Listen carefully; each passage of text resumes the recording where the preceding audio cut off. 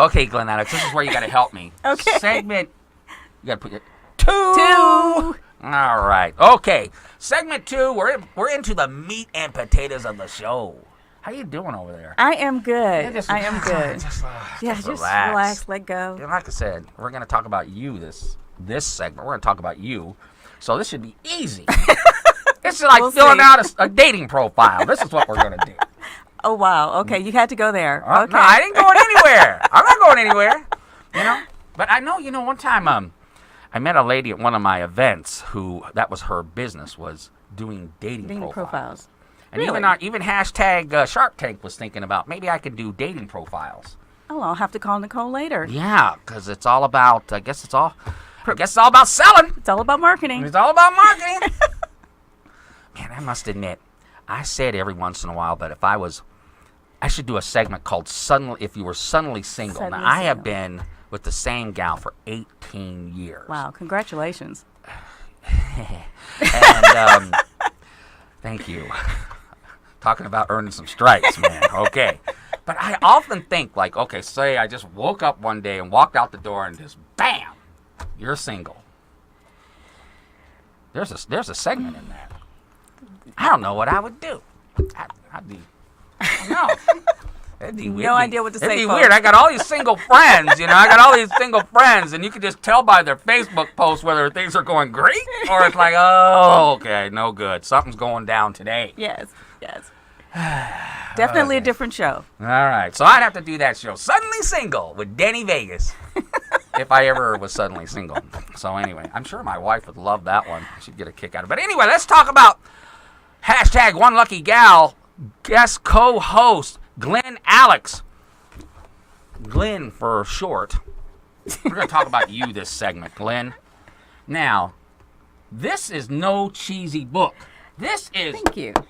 You could literally use this as a weapon. You could. Man, this thing is like, pow! This is what they call a hardback. I wanted to go high. Yeah. So, tell us the story about this book, because you are in the health and wellness gig. You are a certified, we haven't even talked about this, which we got to. You are a certified massage Therapist. Yes. I was going to say person, but anyway, you're a massage therapist. You have that for a business. Yes. Yes.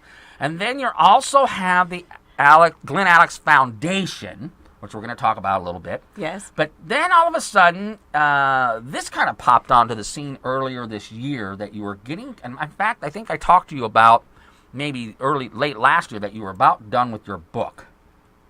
And here it is. Yes, and here it is. So tell us, what is the basic premise of this book called Living in Total Health? Total health is about personalizing your own path, because one size does not fit all. If one diet plan or one exercise regimen worked for everybody, then we'd all be fit and skinny. Right. But we are not. And so fitness is different than what we eat and what we drink. And true health also is about the total person, not just the body and metabolism. So living in total health addresses the physical, Right. the exercise, the Okay. nutrition, also the mental, the emotional relationships, and spiritual parts of us as well, because they are just as important as everything else. Now, it's kind of interesting. I'm a sociology major in college that I never finished. But, it took me 5 years to get through the 2-year plan. But I understand human beings, and I'm always infatuated with, most of the stuff is all learned behavior. Humans are very learned animals. It's very rare A lot of it is. that humans have any instincts at all, to be honest with you. The question is, what is this fixation on skinny? Is it just an American thing, or is it a Western culture thing? What is this fixation on skinny? Someone along the way came up and said, this is what beauty is. Mm-hmm.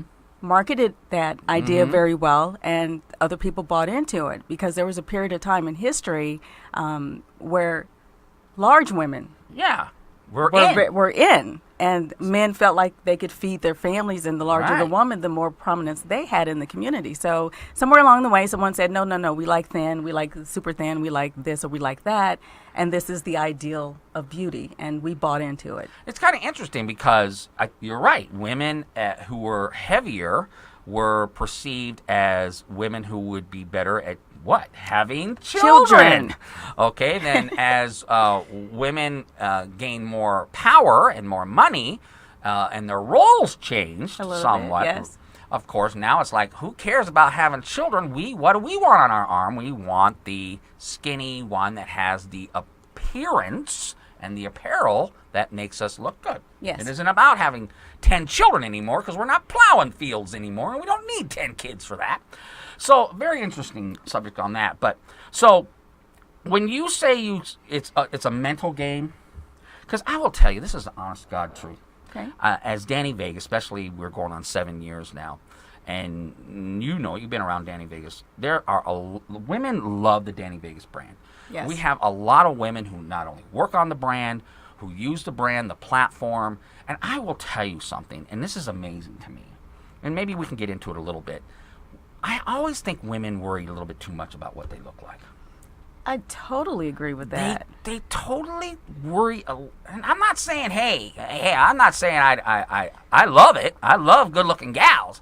But I do tend to think they worry a little bit too much on how they look. And it's unfair because a lot of what they are judged is how they look. Yes. You know, like when Bruce Jenner turned into that chick. Oh, Lord. All right, you know what they told him the first thing? Oh, now it's not matter what you do; it's what you look like. Welcome to the world of being a female. Doesn't matter what you do; it's what you look like. So, and it's all part of that. I mean, the health and because I do think that's an issue with a lot of women. I think it kind of puts them down a little bit. It totally does, but it's part of the larger picture, especially in our country, of people being superficial. They just look at what you have, how much money you have, what you look like, rather than what's inside a person. And that is just as important as being healthy and being productive and happy in life as the appearance part of it. So it's a part of the larger part of just being shallow. We're too shallow. You know what's interesting, and this is another topic when you speak, when they've had interviews with Muslim women who live in Muslim countries, and they wear all the burqas and stuff. You know what they say? What do they say? They say they feel sorry for women like American women because they totally have to put on a fake look to get any respect. Yes. And that's what they say. Yeah, that's They very say sad. that American women have to wear short skirts, they have to have push-up bras, they have to have all this makeup on their face, they have to put on this facade every day to get any respect. Yeah. And that's what they say. Is there a little bit of truth in that, you think? I totally agree with that. I wouldn't say all women fall into that category. Right. I'm not about generalizing, but Right. a vast majority of us give way too much weight to how we look and what people think of us. Who cares? If I'm happy and if I'm healthy, I'm feeling good, I'm energetic, Right. I have good relationships, I have supportive, loving people in my life, I don't care what anybody thinks. Right. So I agree with that to a degree, yeah. Yeah. But we ain't putting out any burqa anytime soon, that's for sure. No. So, but, it's kind of interesting because we over here think, oh, those poor women over there, they got to wear that stuff, Yeah. But you know what? It's all about culture. It's all about learned stuff. So let's talk a little bit about book more. Okay. So you have do you have some like meal plans in here, or is it just more of a mindset book than a meal plan book? Living in Total Health is not a how-to book. Okay. There are enough out there on the market. Okay. Living in Total Health is a why-to. A why book? It taps into Okay. your motivation to inspire you to pursue your own way, something that fits you, instead of what you are doing or what G is doing, Right. or what the skinny lady down the street is doing. That doesn't work for me, especially because I have 18 food allergies. So if I followed these meal plans, I would die. I would suffer and 18? die. I have 18 food allergies. Wow. So I have to be very careful about what I eat and sometimes when I eat it. So personalizing your path is huge, and it will carry you a lot further than this particular plan or this particular fashion or whatever. So living in Total Health is about it's about why to, not how Why to. do you not have? That's a $1 million line. Every show has $1 million line, and that was it. Thank you. It's a why, not a how.